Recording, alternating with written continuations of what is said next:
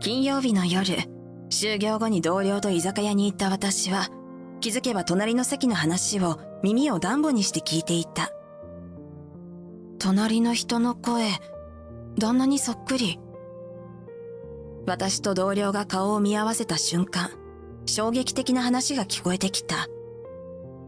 あいつは ATM。本命は君だ。私はそのあまりの内容に硬直してしまった。そんな中、同僚は静かに席を立つと、しばらくして険しい表情で戻ってきた。これで、徹底的に懲らしめよう。理解が追いつかない私に対して、同僚はスマホを指さす。これは、スマホを開いたその瞬間、私は夫に対する徹底的な復讐を決意した。次の日、早くも復讐の時が訪れた。昨日外で食べてきたから、4000円出してほしいんだけど。その言葉はまるで試合開始の合図のように、私を奮い立たせた。私は軽く息を吸い、言った。暗証番号は？は？私と夫の間に奇妙な沈黙が流れる。この沈黙が破られた瞬間、夫は地獄へと引きずり込まれていったのだった。私の名前は大久保桃香。どこにでもいるごく普通の会社員だ。今年で30歳、いわゆるみそじである。共通の友人を介して出会った同い年の夫の博光とは、今年で結婚して3年になる。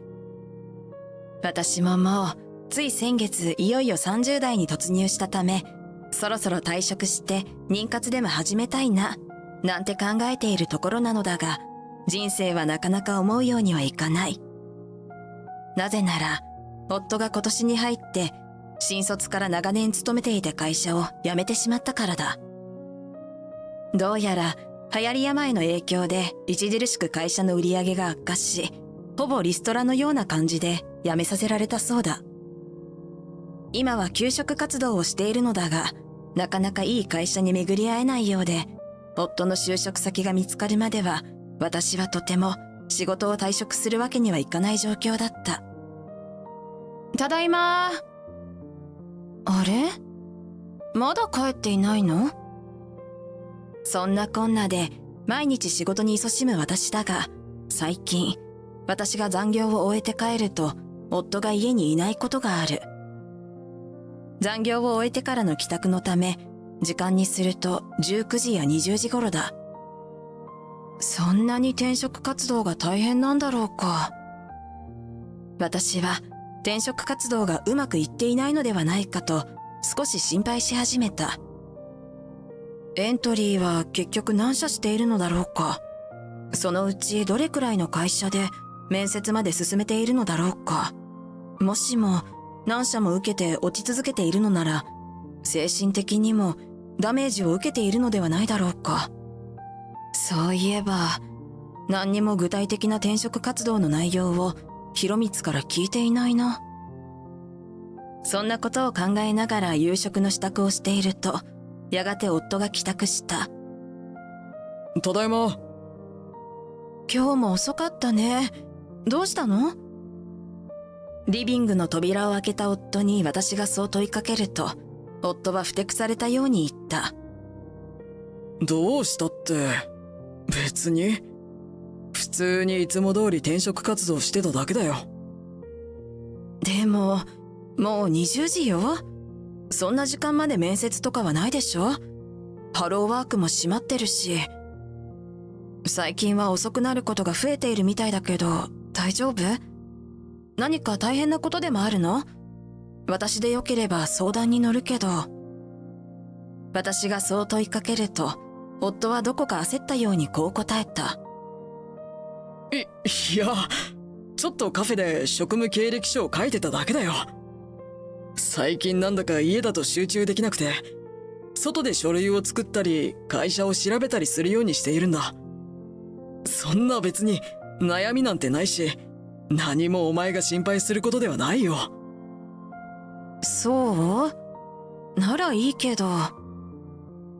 そして夫は炊けたご飯をよそうとする私を横目で見ながら続けた。ということだから晩飯はいらない。え？というかカフェ代2000円くれない？私は呆れてつい声を張り上げてしまう。何よ、私は毎日仕事で疲れて帰ってきてからこうして頑張ってご飯を作っているのよ。いらないならいらないで連絡くれればいいだけの話だし、そもそも自分で外食を選んだんならそのお金くらい自分で持ちなさいよ。すると夫は声を荒げた。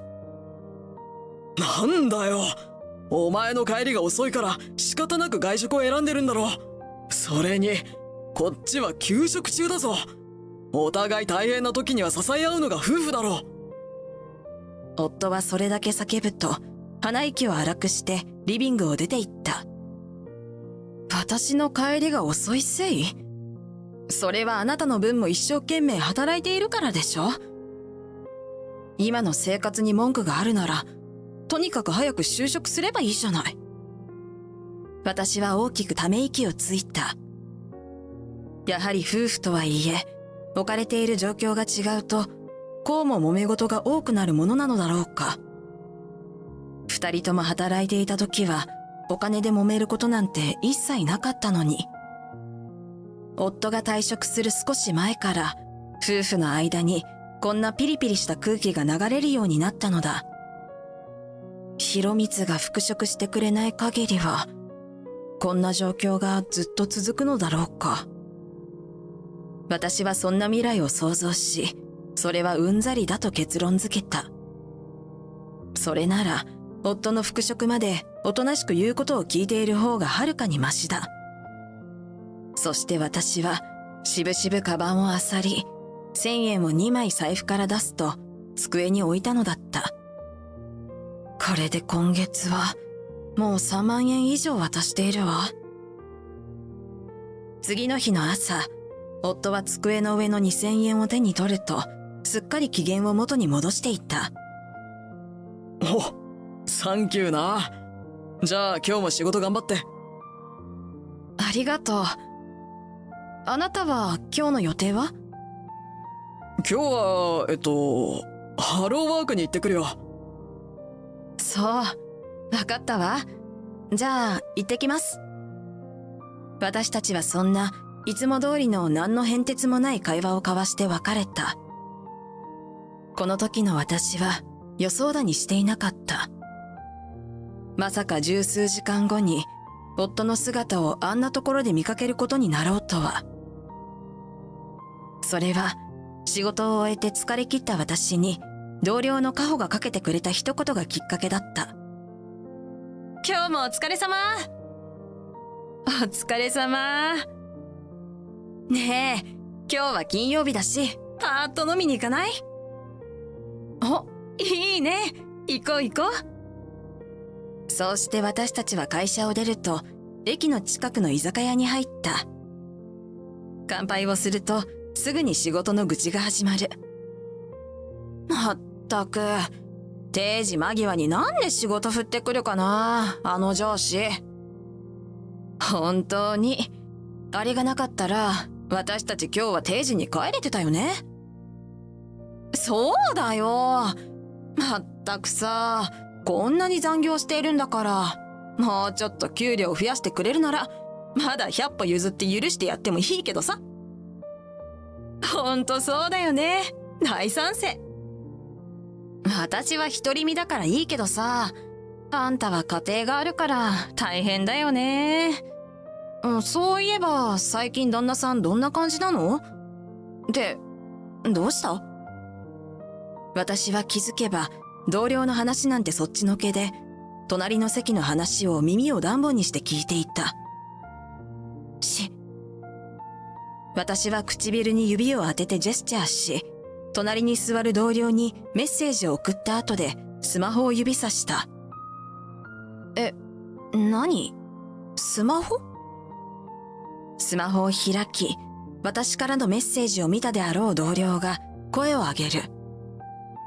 は？私が再びそう言うと、同僚はいそいそと指を動かした。どういうこと？同僚からのメッセージに、私は再度詳細の状況説明を送る。だから、隣の人の声、旦那にそっくりなんだって。でも、カップルっぽいよ。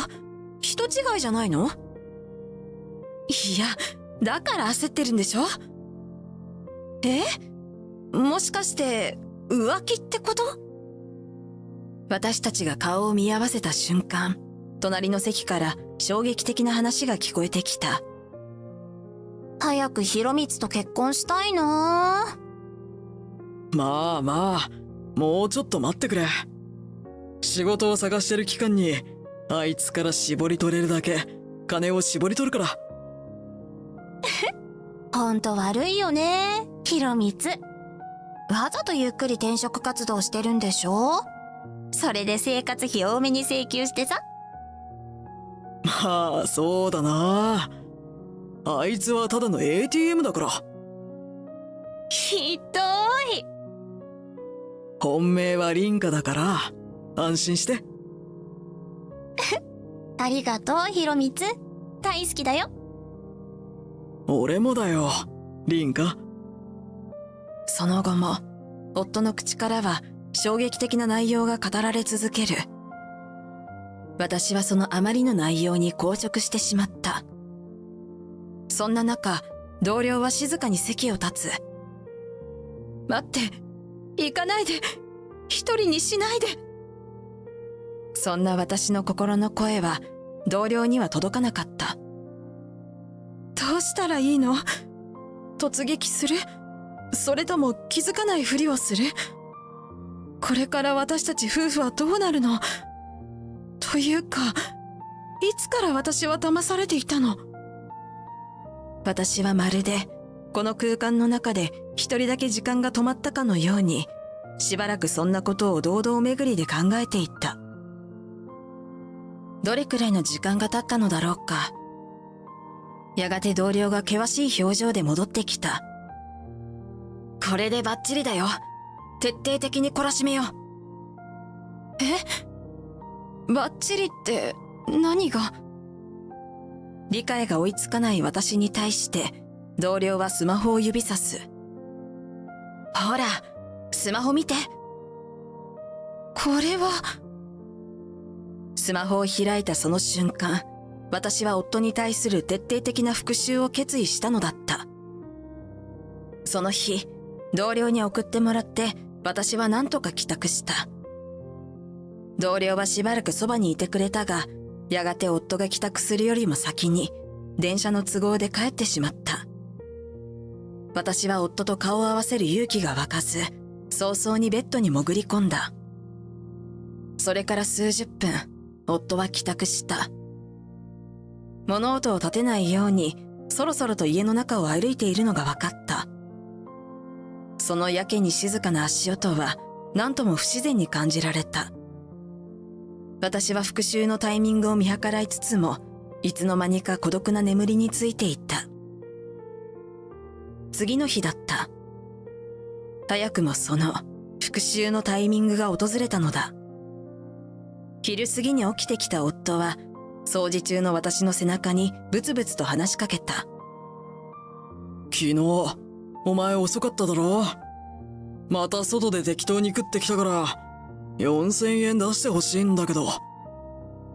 その言葉はまるで試合開始の合図のように私を奮い立たせた。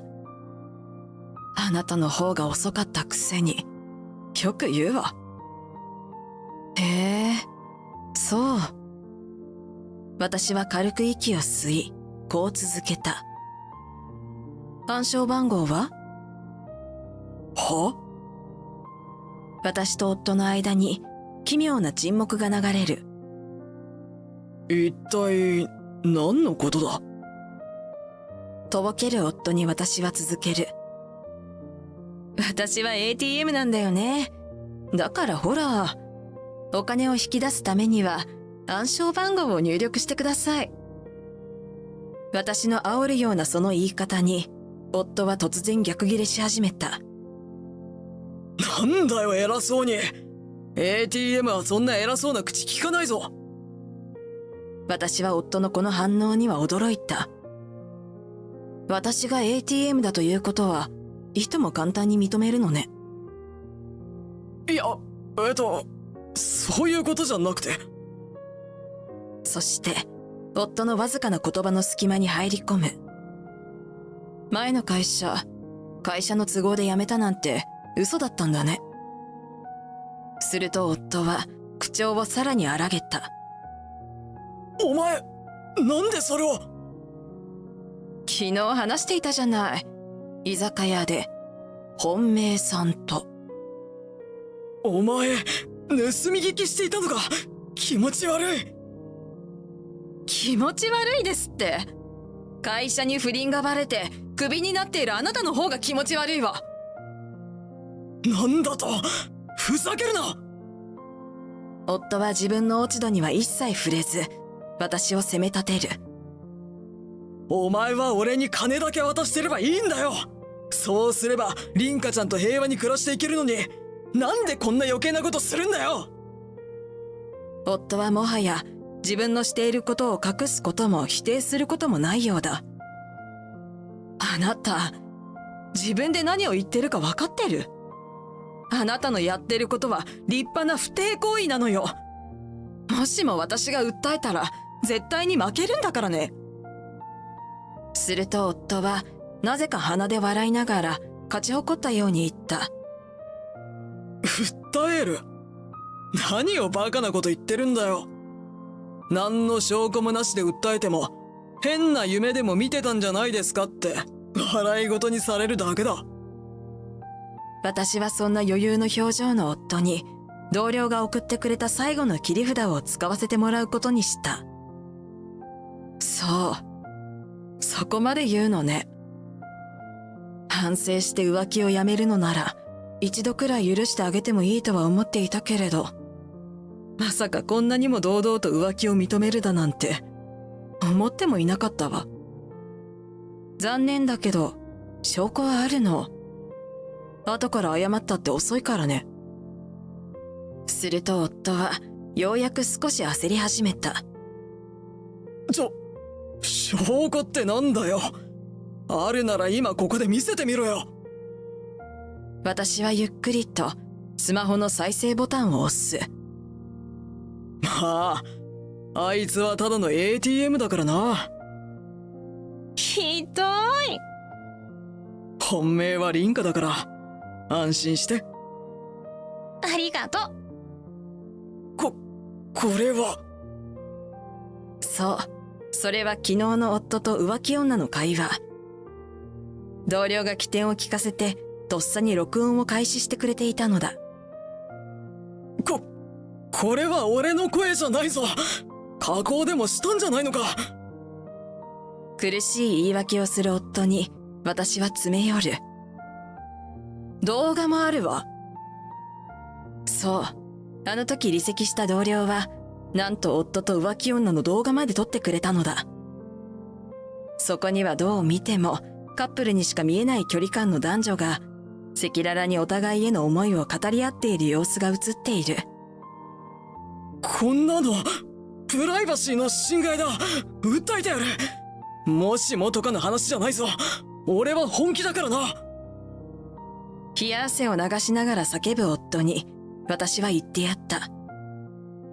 じゃあ私はこの証拠をもとにあなたを浮気で訴えるわ。もしもとかの話でなく本気よ。あなたはプライバシーの侵害で私を訴えたらいいんじゃない？どうぞご勝手に。ちょっと待ってくれ。どうしてそうなるんだ。何よ、言い出しっぺはあなたじゃない。その瞬間夫は今までの態度を一変させた。地面に頭をこすりつけおえつを漏らしながら叫ぶ。やめてくれ。頼むから訴えないでくれ。そんなことしたら今まで俺が頑張って貯めてきたお金も凛花ちゃんとの未来も全てが壊れるじゃないか。はあ？私はつい大きな声を上げてしまった。何それ。ここまで行ってもまだ変な夢見てるの。いい？あなたがしたのは不貞行為。それから何を頑張ったのか知らないけど、そのお金はあなたの分も一生懸命働いている私から奪ったものなのよ。早く変な夢から目を覚まして、慰謝料まみれの現実に目を向けることね。そんな、それだけは勘弁してくれ。悪かった。許してくれ。その言葉が初めから出ていたら、許される可能性もわずかに残っていたのに。自業自得よ。私はそう言うと、泣きわめく夫を一切無視して荷物をまとめて家を出た。後日、私は夫と正式に離婚した。離婚の際も、元夫は5年に5年、離婚しないだの、慰謝料は払いたくないだのと、本当に面倒だった。そのため、私は仕方なく義両親に間に入ってもらい、慰謝料230万円を立て替えてもらった。それから今まで多めに請求されてきた生活費もしっかりと返してもらった。義両親は元夫がその分のお金を返してくれるまで徹底的にしごき上げるそうだ。もちろん手始めに元夫には浮気女との絶縁を強要したようだ。そして私は浮気女にも接触し、しっかりと150万円の慰謝料を請求した。どうやら浮気相手も今までの貯金と元夫が私から絞り取ってくるお金だけで生活していたようで、この慰謝料を支払ったことでほとんど無一文の無職になってしまったらしい。なんとまあ、元夫に似て計画性のない頭がお花畑の人間だと思った。一方の私は、乾杯！乾杯！変わらず仕事に勤しみ、たまには飲んで日頃の鬱憤を晴らすという日常だ。この何気ない同僚との時間が私に幸せを感じさせてくれる。そういえばさ、私の知り合いで彼女募集中の人がいるんだけど、どう？え？どうって？紹介してあげるよ。過去のことはもう忘れて、そろそろ新しい幸せを探すのもいいかもしれない。